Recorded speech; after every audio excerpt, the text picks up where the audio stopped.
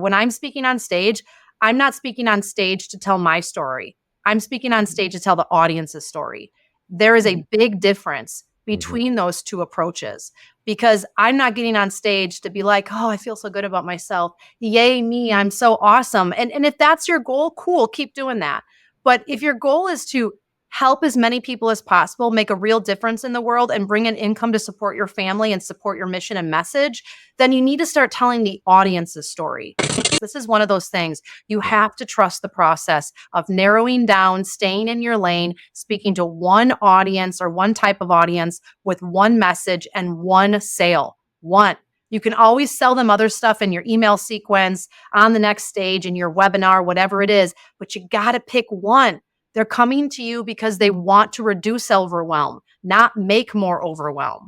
So I just always try to encourage my speaking clients, be yourself, tell stories that are real, focus on connecting with the audience, teach on what you know, and you never have to apologize for what you don't. And I think sometimes when people think stages, they think the big conferences, but I'm here to tell you lucrative stages that there are very minimal red tape, are right in your backyard.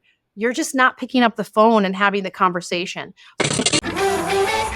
If you want to build a legitimate, profitable online business without shiny objects, without the hypey gimmicks, and without the stress and overwhelm, if you want to make more money without having to be present online all day, every day, pumping out content that nobody sees and hustling DMs to generate leads and sales, then this is the place for you. Welcome to the Digital Trailblazer Podcast, your online business university, where you'll learn how ordinary people start from ground zero with no influence, no email list or audience to sell to, and no business or marketing experience, and go from working 9-to-5 jobs to building successful 6- and 7-figure online businesses and all the steps in between. Learn the strategies that worked and what didn't. Learn the mistakes that they made and how to avoid them, and then learn their plans for scaling their businesses and taking things to the next level.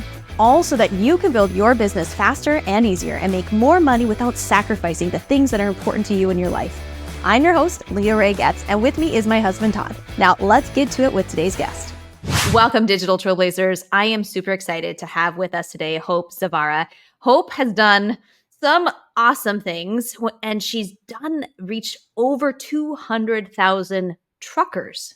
Yes, truckers, with her ability to speak and to reach people, get a message across. So I'm excited to have her share what she's doing. I met her through one of our other podcasts, and I loved her so much. I was like, no, we gotta bring you up on the big stage because you really know what you're doing and you have impacted so many lives. So we're gonna jump into all of that today. So first, let's start with the main question people probably have right now is like, what do you do with truckers? Well, first of all, Leah, thank you so much for having me on. And yes, you heard that right. I work with truck drivers. If you haven't listened to our episode talking about helping drivers with health and wellness, definitely listen to that. But I help truck drivers, over-the-road truck drivers who are living a sedentary lifestyle and struggle with things like back pain, mid-drive brain fog, sleep issues. When they walk into a truck stop, they have no idea what to eat that's healthy, all with small, simple changes that they can do right from the cab of the truck in minutes a day, so that they can feel good again. And a big part of how I got that message out, because yoga and trucking don't exactly go together. And so that sometimes can leave people going, I've leveraged speaking to really get my message out there, because I am not a truck driver. I don't have a truck driving background. My husband has a CDL, but he does more construction side of driving a commercial vehicle. And it was speaking that helped me multiply my message, speaking in the right way to the right audiences, that helped us reach more than 200,000 drivers in various capacities over the last several years. That's awesome. And just share the name of that business for our people, because it's a great name. Mother Trucker Yoga. Don't say that too quickly. Yes, that is an awesome name. So people might be hearing that and thinking, okay, well, what does this mean? Like, yeah, like speaking. But let's break this down. Are you talking on specific stages or in specific situations, or how you frame things? Like, what does this actually look like? Yeah. So when I think about speaking to grow my business, because there are people out there that are like, I want to be a speaker. And I'm like, cool, great. But when you're just a speaker, you can't really help people, because the second they leave that event or leave that talk or that podcast, they're going to go back to their lives. I speak to grow my business so I can help more people, because really the back end is where you're going to help people the most. And so there's a difference there. I don't want to be a motivational speaker. I want to speak to people so then they can work with me on the back end and I can motivate them to make real change. So that's the first kind of shift, I think, in a lot of people's brains we have to kind of get across. But when it comes to speaking to grow your business, this can be one-to-one, although that is kind of the old, like, kind of door-to-door salesman's approach. But speaking one-to-many, that can be on a podcast like this. That can be on a webinar or a summit. That can be at an event, a big conference, or maybe even a small workshop or a small event right in your hometown. But by utilizing speaking, you're not only leveraging your time, but you are multiplying your message much faster than you would be. It's going to be faster than using Facebook ads. It's going to be faster and less expensive than doing SEO. Like, all of those things are great, but they take time and money. Speaking, like, I can get paid to speak even. More importantly, I can sell from stage when speaking versus paying to be a speaker. So I think speaking is something everyone should be using in their business, but there is a right way to use it. Walk us through what that right way actually looks like then. Yeah. So first things first, and I ask all the clients I work with that are wanting to use speaking in their business. A lot of people look at what I'm doing, are like, how did you do that? Can you help me? As I ask them two critical questions. What is the problem you're solving? And what is the audience that you're serving? And it is so tempting for people to say, everyone. Like, you can't serve everyone. I always look at it like, if I talk to everyone, no one listens. But if I talk to one person, everyone does what I call self-identifies. Maybe she could help me with that. I'm not like that person, but I have that problem. And so what is the audience you're wanting to serve? Try to niche down that audience. Truck drivers. I did not start in that industry. I started in the health and fitness industry, in the yoga space. And when I shifted my career, because I kind of felt like that space, I'm like, okay, there's more for me. I had to let go of those people. I had to stop talking to middle-aged women and moms with babies and senior citizens of wanted chair yoga. I had to stop that. I had to divorce that industry. And I had to put all my attention on trucking. And when I did that, other industries, other people would hear me speak and go, I have that same problem. I wonder if she could help me. I was speaking at a trucking event, and a security guard officer standing in the back, just doing what he was doing, comes up to me afterwards and is like, I'm not a truck driver, but everything you said, I'm struggling with. Would you speak at our association? And in that moment, I got to decide, do I want to serve him? Is that somebody that I want to bring into my world, or don't I? Like, I'm in control now. And the only reason that guy did that was because I was super clear on the problem I'm solving. And so that's the next question we have to ask ourselves is, what is the problem we're solving? And I hate to break it to you, but a one-on-one coaching program is not a problem. Feeling good is not a problem. Making more money is not a problem. Losing weight is not a problem. Those are actually all good things. Those are results. We have to ask ourselves, what's the problem? A problem is living a sedentary lifestyle. It's having back pain. It's being broke. It's going on into your checking account and having zero money in your checking account. It's not being able to make payments. It's your kids talking back to you. Those are problems. And when we lead with those in a talk, in a conversation, the audience is going to go, somebody that understands me.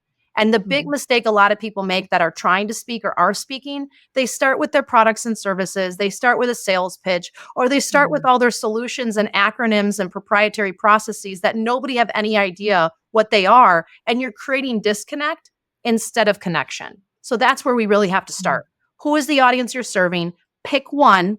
You can always grow from there. Tony Robbins didn't start with 119 businesses. He started with one. Grant Cardone didn't start serving every type of business owner. He started in automotive sales. Like, they grew from that when they grabbed traction, when they created traction. And it's because they were clear on two things: the audience they were talking to and the problem they were solving. I think what you said right there is something that so many people say, but I think that most people who say it don't even really understand it. Like they're parroting what they've heard before, but they don't really understand just how important it is and how specific you need to get. Because just like you said, you need to start with the audience. And because if you work your way backwards, like if you try to start with, okay, what's the problem I solve? Well, that problem is going to be different based on your audience. So if you haven't defined your audience, the problem is going to get really broad. And then even further on down the line, like every example that you give and the solution that you offer, it's just going to get more and more generic because you haven't clearly defined that audience. Because even if you're talking about yoga for truckers versus yoga for, white collar office workers, right? Both live a sedentary lifestyle, but if you're talking to a group of truckers, you're going to come up with different examples of how this affects their lives, right? You're at the beginning of a talk or a presentation, when you're describing what their life might currently be like and the problems that they're experiencing, we're going to go through things like, yeah, you get up, you're working long hours, you're driving for 8 to 12 hours a day, you're sitting in this truck, and it's maybe got bad seats, and you've got whatever the problems are, versus somebody who's sitting at a desk that you're talking about. Yeah, you've got all these, you've got the raising desk, you've got the adjustable chair that's 20 years old that has been through three or four different employees before you, and it's got the worn out arm. You're going to get into specifics like that relate to one audience but not the other, and it makes a big deal at the end of the presentation when you expect people to take action and actually buy your product. Because the more relatable you are at the beginning, and the more you can speak to who they are, the exact problems that they're having, the situation that they're in, the more they're going to believe the solution that you're presenting to them. And it's so important. And I just love the way that you're articulating that, because so many people out there just don't understand. And problems are negatives. And so some people hear that and think, well, Hope, I don't want to be negative. Well, if you know me, I'm one of the most positive people you'll ever meet. But I understand what's on my ideal audience's brain is the problem. They're not laying awake at night going, I hope I can get $1 million. No, they're laying awake at night going, how the heck am I going to pay for this? They're not laying awake at night going, I can't wait to be skinny. No, they're like, I hate my life. I hate the way I look. Please, please, please. I don't ever want to wear jeans again. Like, that's what they're thinking. And so when we build stories around that relate to either us or our clients and the audience, we connect with the audience. We're starting to lead them down a pathway of this journey of like, finally somebody that gets me, which opens the door of trust. Now teach me your solutions. Oh, I love that. Okay, I hope Hope's going to tell me. I hope Hope is going to tell me about how to work with her. Now I'm going to give them my call to action, and I'm kind of creating a journey for them when I'm speaking, versus what often is floating around there, which is people telling you to tell stories, which I think is horrible advice for a couple of reasons. One, if you're still in it, you should not be talking about it on stage. If you're still in whatever it is that's going on that you want to help people with, that can be a very difficult place to tell a story from. We don't want criers. Criers aren't buyers, but also I don't want people leaving feeling sorry for you. That happened to me. Before I really understood how to speak from stage, people would leave the yoga space and be like, Hope, that was so inspirational. Oh my gosh, I can't believe what you've went through. And they're hugging me and they're like, I'll pray for you. And I'm thinking, oh my gosh, I've helped so many people. No, they're going home and praying for me. Like, that's not a good thing.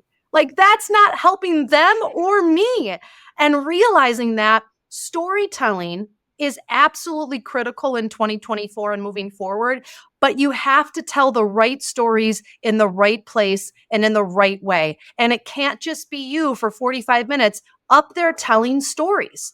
It's the person that has the right formula. So let's talk about the formula. That first part of your presentation has to be a connecting story where you show the audience you understand the problem they have in their language. Like, you need to stop talking like an expert. Stop using words they don't understand what they are. Stop trying to puff your chest out and be like, I need you to know I'm the most important person in the room. Like, my whole goal when I'm speaking is I want to show them that I absolutely understand what it means to be in the bottom of the pit of the ocean. Like, I want to be just like them and then build them into how I've gotten out of that, and they want to now be just like me. So that's the first part, is we have to connect in story, not just tell stories that make people sad. and not just tell stories that make people think, wow, she's way out of reach. Like, wow, I've never climbed Mount Everest. I could never be an Olympic athlete. How inspirational, but I'm just little old me from a small town in Wisconsin. Like, I could never be that. Like, that's not creating connectivity. Absolutely. That's so important. I think people they'll go down one rabbit hole or the other and they forget the ultimate goal here and keeping the eyes on the prize, making sure this is very systematic. So, okay, we're going to obviously clarity number one, and then we're going to tell connecting story to draw them in, to get them closer. And then what's really the next step or the next phase Yep. of the talk? So that connecting story is focused around the problem the audience has. Okay. I'm going to connect with them, show them I'm like them, I understand them, and then how I got out of it. Okay. Because this is why if you're in it, you shouldn't tell that story, because it's like, I'm still in debt. I've been trying to get out of debt for 7 years. I haven't actually got out of it, but I'm going to show you how to. Like, why would I listen to you? Like, you're still in debt. Like, not helpful. So sometimes we have to adjust a little bit, but that next part now I'm going to help them. So you have to ask yourself, how can I help the audience best? And some people feel like bait and switch, like I'm going to dangle the carrot. You have to work with me. I don't believe that. I believe that when you give your best stuff, people will pay to hear it again. When you give your best stuff, people will pay to hear it at a higher level, one-on-one, in more detail. So my question I ask always my clients when I help other people do this is, what are the 3 buckets of content that you would want to teach on? Or what are the 3 things you always get asked for advice or help on from people around this problem or in your industry?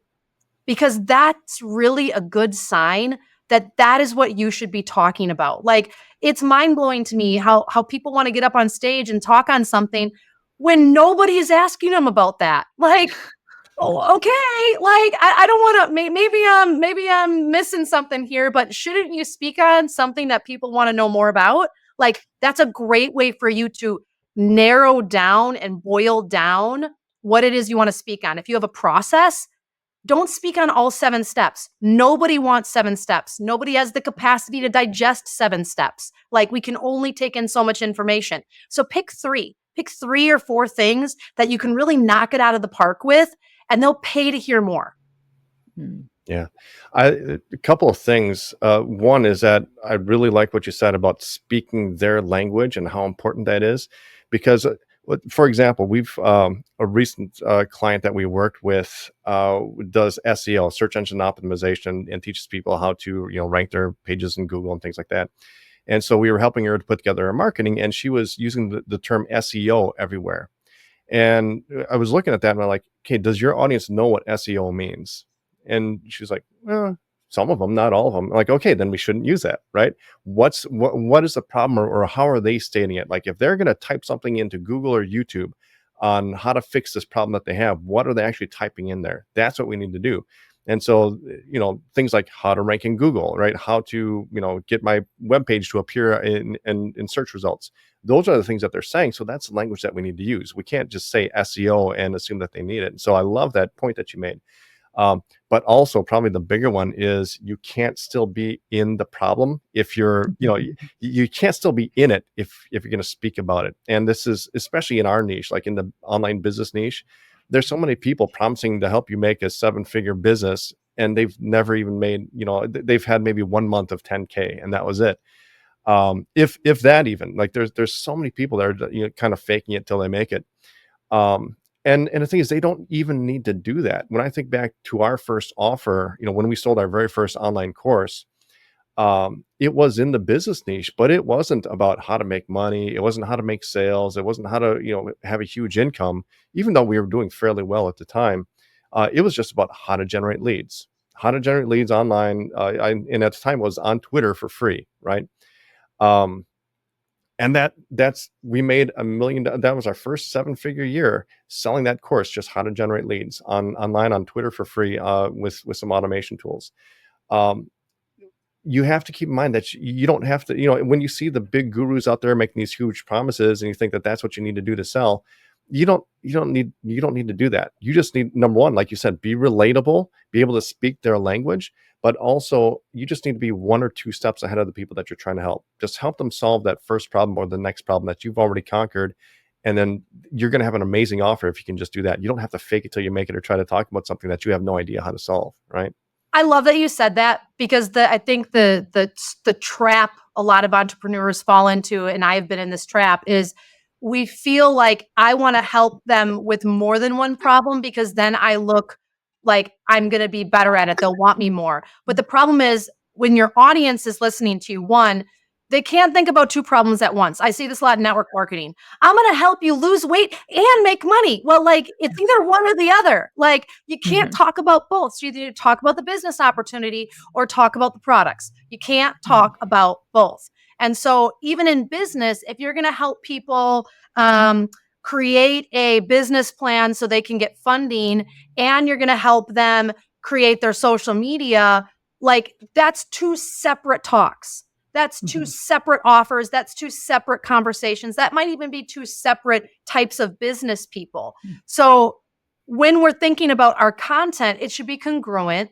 It should make sense. It should lead people down a pathway of really essentially to your offer. And in that helping section, after we create a story that relates with them, kind of shows them that we're like them and we figured it out, and then we help them with no more than 3 or 4 things, because nobody wants 20 things. And if people are leaving you going, that was great, I got a whole armful of stuff for the next year, I'll call you in 12 months. That means you gave too much, not your best stuff, too much. There's a difference. Give your best stuff. Don't give everything.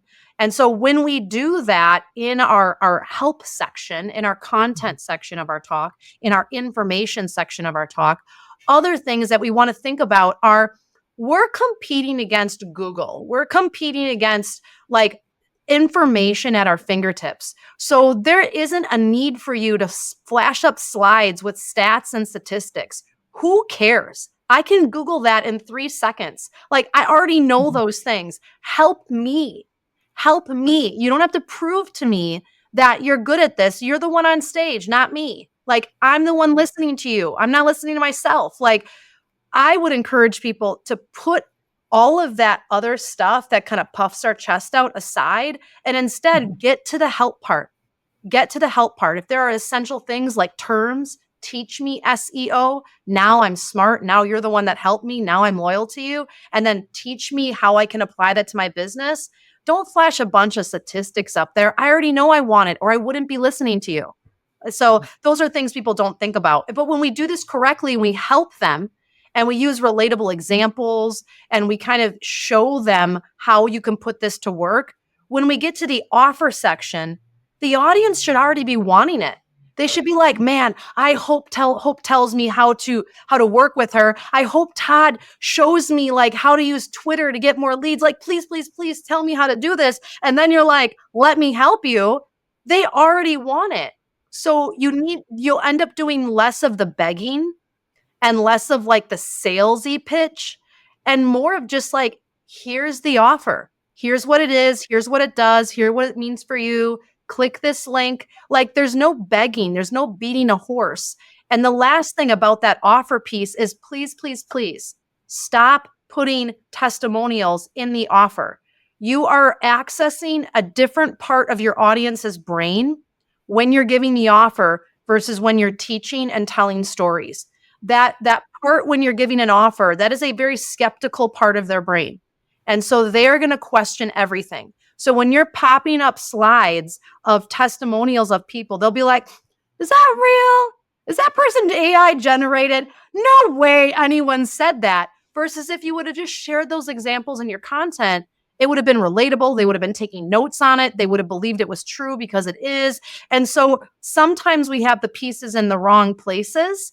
And if we just rearrange our offer a little bit and just stick to the facts, tell them what they need to know, stop telling them all the different things that are irrelevant, like it's 3.5 hours of video content. Then you get 9.8 videos. I'll send an email every single day at 8 p.m. Like, who cares? Who cares? They don't want to know any of that. Stick to the offer, stick to the details. Don't share testimonials in that space. And you're going to find the audience just leaning right into you, wanting to work with you. That's an excellent point.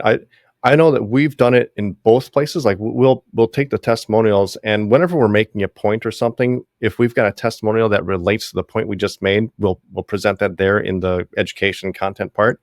But we also do it in the end. I'm really interested now to test that out, to see if we take them out at the end, are we still going to have the same results, or maybe Your even better conversion results? rate's going to be better, hands down.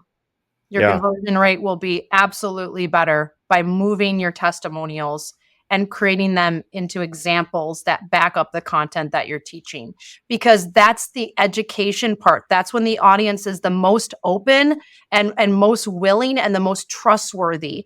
And when you map out, you turn that example into, or testimonial into an example where they're visualizing that person as themselves digesting that information or putting that information to work, they're like, oh, that person had the same problem I did. Oh my gosh, that's how they fixed it. I wonder if that would work for me too. That's the result I want too. And then when you get to the offer, you don't have to try to prove it. That's what testimonials are doing in the offer. They're trying to prove to the audience that this is good enough, which why do we need to do that if we know our offer is going to help? And so these are just little things that the companies that I've worked with over time, speaking and training other speakers, these are all things that we have tested and we have done research on, and moving those things makes such a huge difference.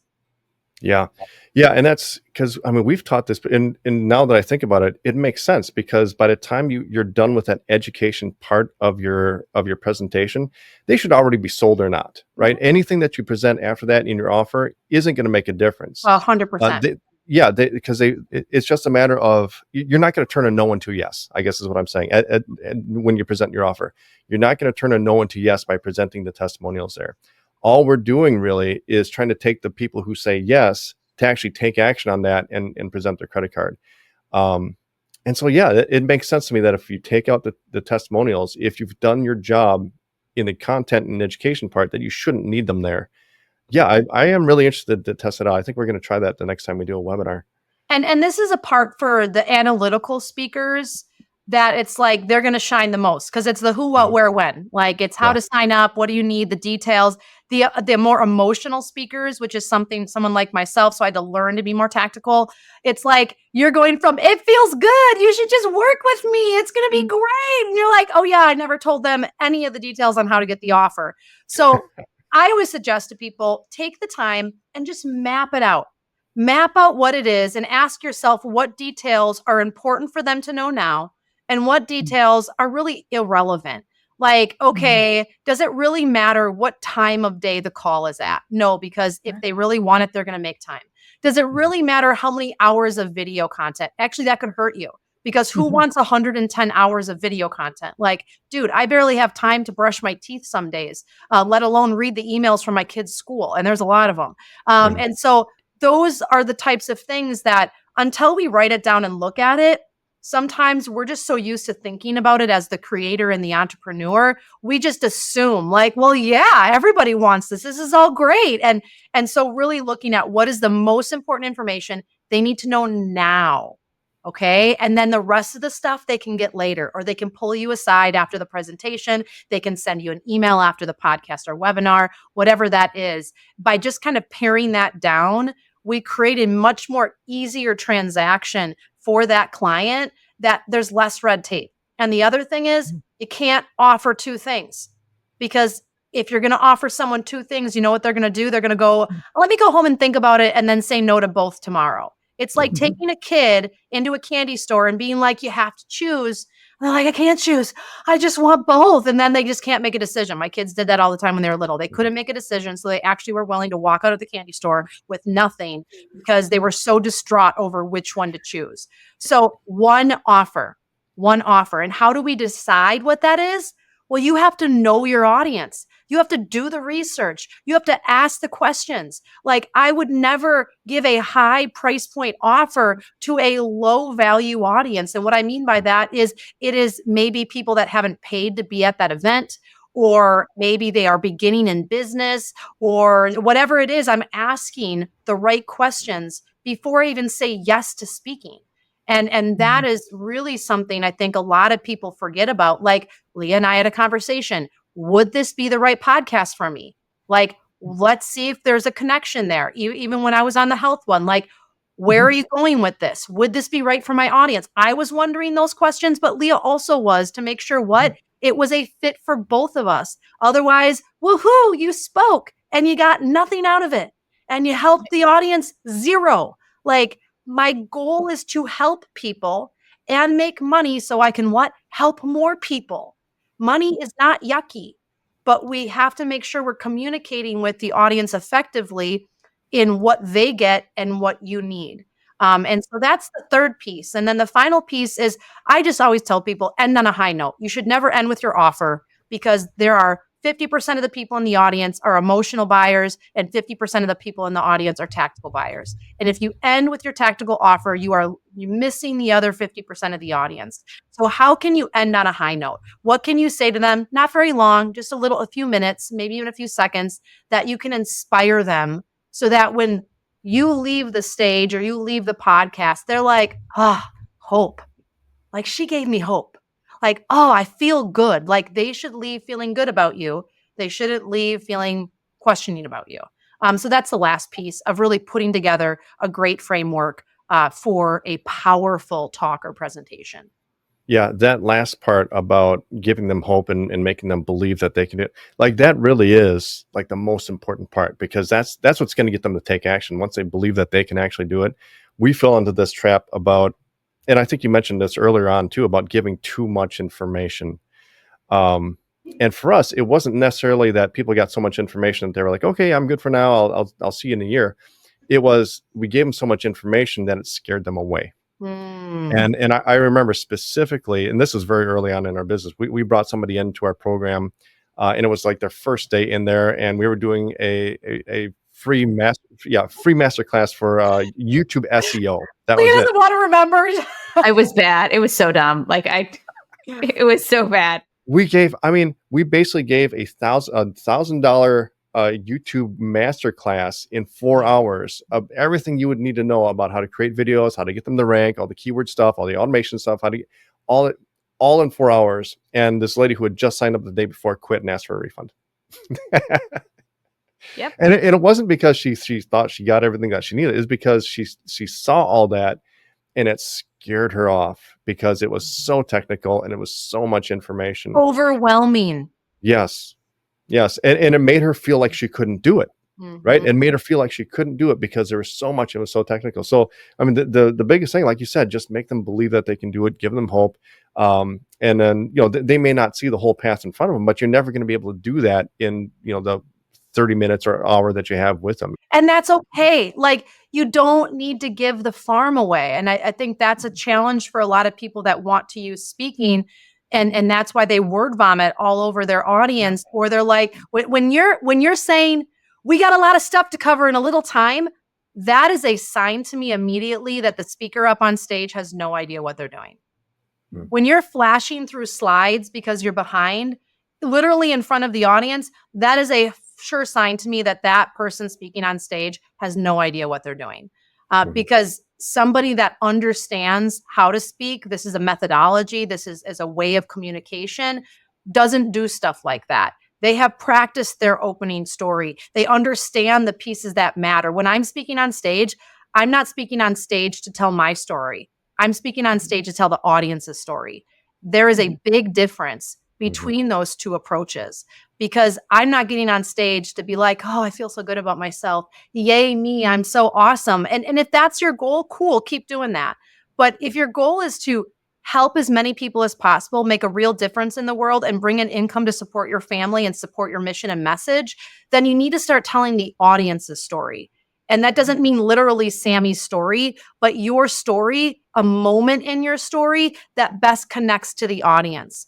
Because when you tell those deepest, darkest, horriblest moments of your life, and you're the only one that's ever been through it, now they're feeling sorry from you, and you're actually creating more disconnect than connection. Cool, you've been through that. Why don't you share a moment afterwards that connects me to you, that I'm also struggling with those same issues still today. I don't need to know all of the childhood trauma that you've been through and re-traumatize myself, because that's really what you're doing to me. You're re-triggering me into things that I am trying to get past. And so these are all things, when we're taught how to speak more appropriately and we're taught this methodology and how to use it, we really start making a difference in our industry. And this is why I've been able to create traction in a really hard industry to be in just a few years, because I've leveraged speaking, but more importantly, I have clarity on my audience and the problem I'm solving. I stay in my lane. I speak on what I know, and I drive people towards one action step that they can feel like they can accomplish and fits into their life. And so they keep coming back for more. They, meaning not only the individual clients I've gained, but the stage opportunities as well. I think that would be a great thing just to touch on briefly, is finding or uncovering those sorts of opportunities for folks. Yeah. So the first thing you have to ask yourself is, what type of speaking do I want to do? Because some people don't want to travel. Well, then you shouldn't be looking for physical stages. Some people want to travel and they want to be on other stages, but there definitely is some criteria we need to think about. So like if I'm brand new, I just started this business 3 months ago. I have like 1 or 2 clients. Trying to go after the biggest tech stage in the country is maybe like a stage I'm going to look at 1 to 2 years out. And which is great, because those big stages are booking speakers usually 1 to 2 years out. So in order to build my speaking resume, I'm going to speak on local stages. I'm going to look in my hometown and go, who are the businesses and who are the people that are serving the same audience I am with a different solution that we could collaborate together. And when they would learn what I do, it would actually help that business. So I had a yoga studio in my first business, and a mile down the road was a Perk Place. It was this cute little natural coffee eatery, like salads, all sorts of fun stuff. And I was like, hey, Cynthia, your people are my people. How did I know that? Because my yoga students were eating there after yoga. I'm like, could I come in and do a presentation after hours and just kind of like talk to people about yoga and what I do? And then like they could get a cup of coffee. So I actually charged for the event. I charged $25 for the event. I was able to get people between 10 and 25 people at a time. I did a little mini presentation. I did a little mini yoga class. And then the sell was buy a membership. I was able to close 50% of the people in the room. And every single time, my same people would come back and bring a friend because they loved it. And then Cynthia loved it because she was selling coffee in hours that she wasn't even open. And it was a win for her. She was utilizing her space. And so I had created a stage a mile from where I live. And I think sometimes when people think stages, they think the big conferences, but I'm here to tell you lucrative stages that there are very minimal red tape, are right in your backyard. You're just not picking up the phone and having the conversation. So that's the first thing. If you want to speak on stages, you need revenue fast. Look in your hometown.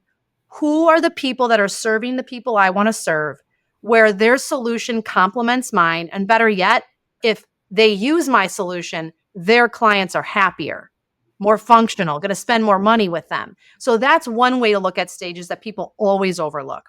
Another place to look for stages is to simply go onto Spotify or Google and search podcasts in your niche industry.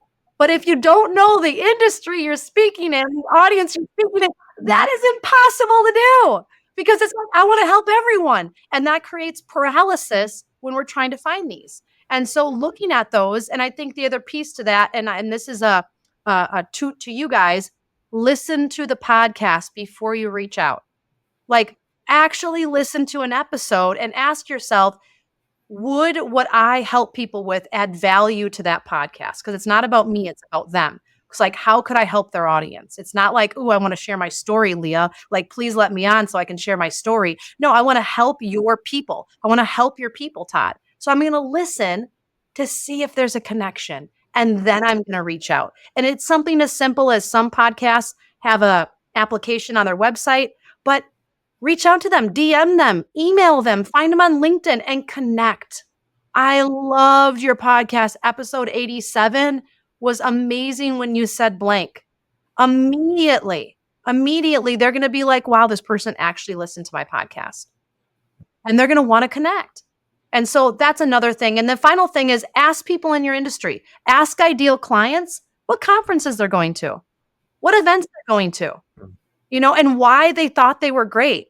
Like that's a really good way to go. Which events should I go to? Which events should I reach out to? Otherwise, you have to take the word of the meeting planner when they're like, we send out 10,000 emails. No, that's not what I asked. I asked, how many people are going to be in attendance? Oh, well, we have about 8,000 social media followers. That's not what I asked. Mhm. I asked how many people are going to be at the event. And so what is their track record?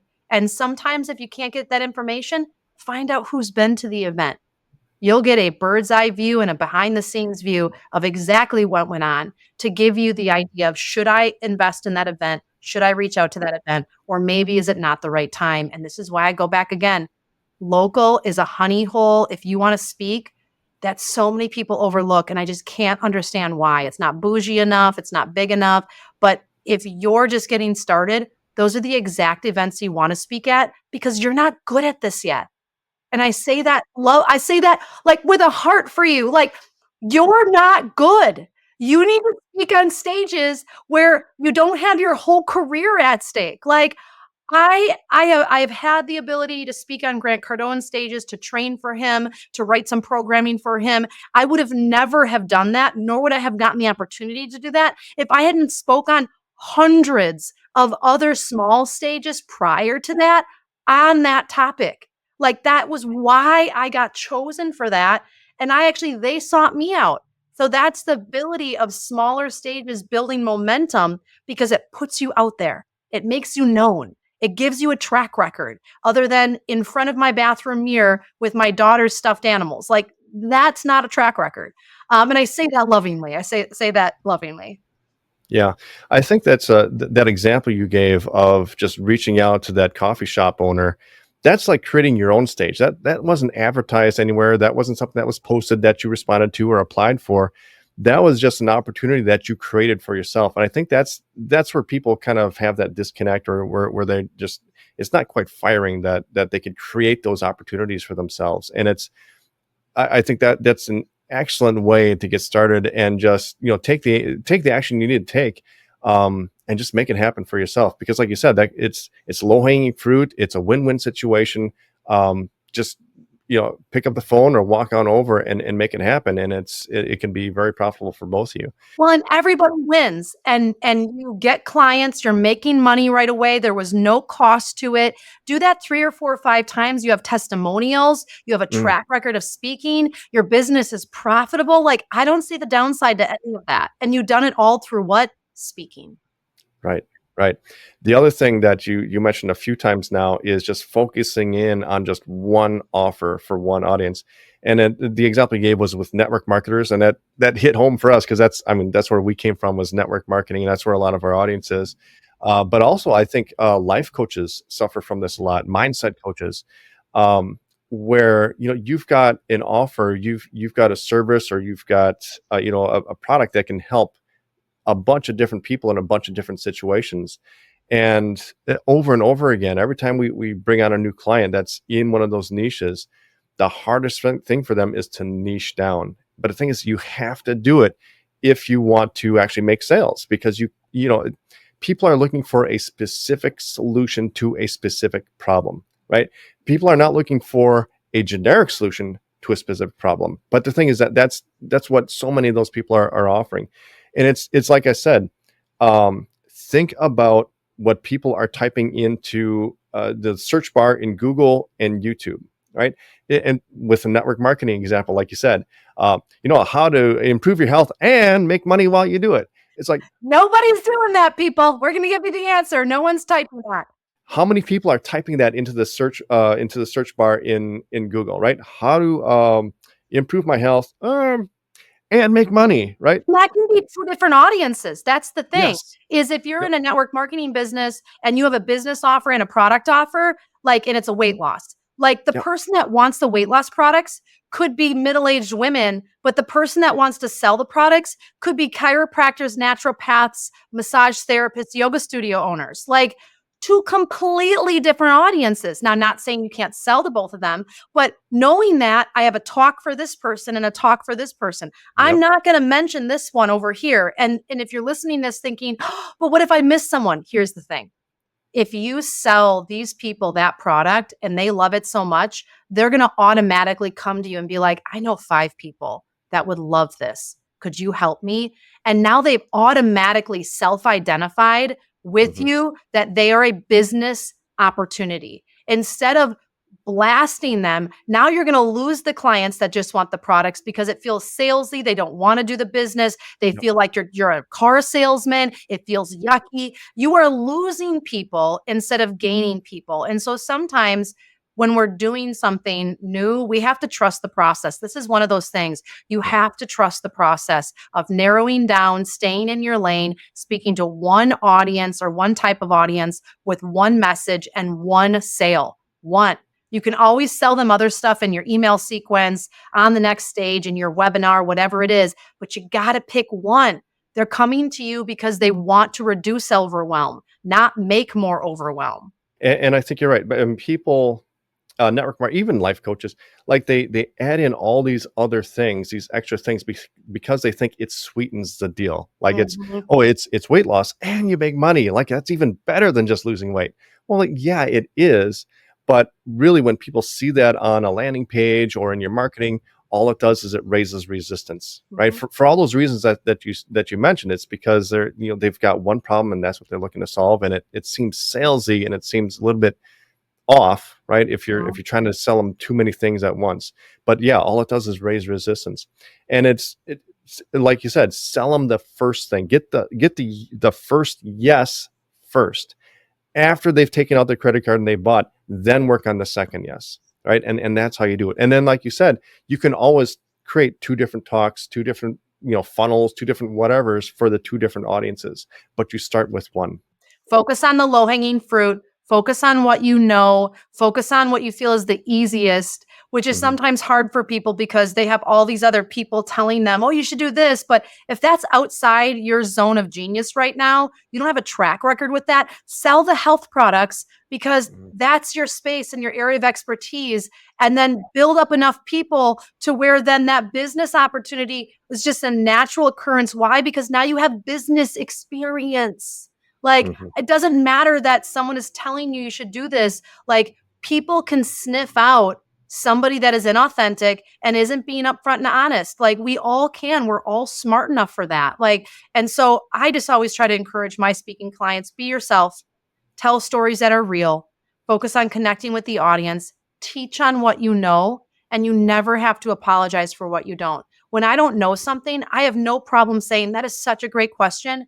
I am not the expert for that. My focus is really this, but I know someone that I can connect you with that does. Now, they don't think any less of me. They actually think more of me because I'm connecting with them with the right person for that problem.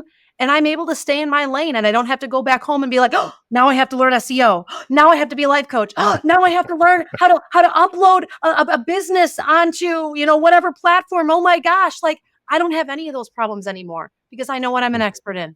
And when you create that picture and you create that like relief for the audience, they're going to trust you with everything. They're going to come to you with so many more opportunities because you have been congruent and transparent and authentic the entire time. And most importantly, you've helped them solve one big problem, not 800, because we can't solve a million problems at once. We can't be able to create and do a million tasks at once. We can only focus on one and do it well. And if you do that as a speaker, you are going to reap the benefits of that. You are going to have a great ROI from stage. You're going to have a great stage value. Okay. And that is based on your conversion rate. So when people are like, I'm a great speaker, the number one question I ask them is, cool, what's your conversion rate? And they're like, what do you mean? I'm like, well, how many people are you converting from your speaking? Because that's really what matters. Whether it's your free offer or your paid offer, like just because people stand and clapped for you, that means nothing. Oh, I don't know what that means. And it's like, well, then you're not tracking your speaking properly. You're not utilizing this to grow your business, and you're really not serious about helping people. And so those are the things that I look for and I ask right away, because there is nothing more powerful than what your conversion rate is and helping people go further Right. with this topic. So those are things a lot of people don't track. They don't think about it. Create a spreadsheet, know your numbers. There's nothing more empowering than that in a business. Yeah.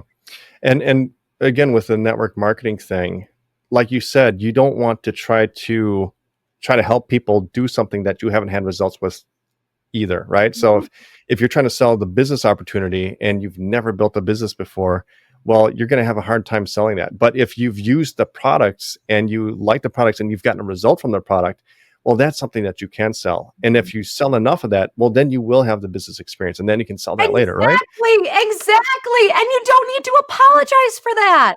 You do not need to apologize for that. That's totally okay. Yeah, and it can work the same way with life coaching, mindset coaching. Like you've probably had success helping somebody with life coaching or with their mindset in a specific area of their life, right? Whether it's relationships, their career, or whatever it is, you've helped them do something and achieve a specific goal. So start there. And the thing is with life coaching and mindset, once you fix one area of their life, obviously that's going to flow over to other areas and you'll get those testimonials too. And then you can expand. But you need to start in that one spot. Absolutely. And this all comes back to speaking. That's why, what is the right story to share from stage that helps the audience know I understand their problem, that doesn't make them praying for me, that helps them then see I got out of it, which is what they want. Teach them on a few things that can help them implement the necessary changes, give them one offer, and leave them on a high note. If you do that, whether it's one-to-one speaking with a client at Starbucks, whether it's one to a few, a church group, after service on a Sunday to 10 people, or it's to an arena of 1,000 people, one talk is all you need. You don't need 12 talks. That is a mistake that will drive you nuts. That creates incongruency. And when you're looking for referrals to speak, they're not referring you to someone else on a different talk. So get really good at one talk, give that talk, become the expert in that, and you will find that the traction you create, all of a sudden you won't have to reach out to people. They'll be reaching out to you. Why? Because you are an expert helping one specific audience solve one very important problem, and you are the person to help them solve that. Speak on that, and you will find that everything else falls into place. That's like the perfect place to wrap, I feel like. Great. That was such a great conversation. I think you're amazing at what you do. Clearly, you showed it here today. If people want to learn more about you, where should they head? Yeah, they can head over to hopezvara.com. That's HOPEZVARA.com. And you can learn more about kind of the business side, speaking side of what it is that you're looking to do in your business. Do speaking right. You don't have to be a speaker. Most of the clients I work with are average people. They're everyday entrepreneurs, but they're learning how to speak to grow their business. And if that's you, speaking can be an amazing tool to help you get your message out to the world. Awesome. Thank you so much, Hope. You've been listening to the Digital Trailblazer podcast. For show notes and information about today's guest, head to digitaltrailblazer.com. Now, if you love this episode, if you got some value, make sure you leave us a review and subscribe. And be sure to share this episode with anyone you know who could use help to build their business. Thank you for listening, and we'll see you next time.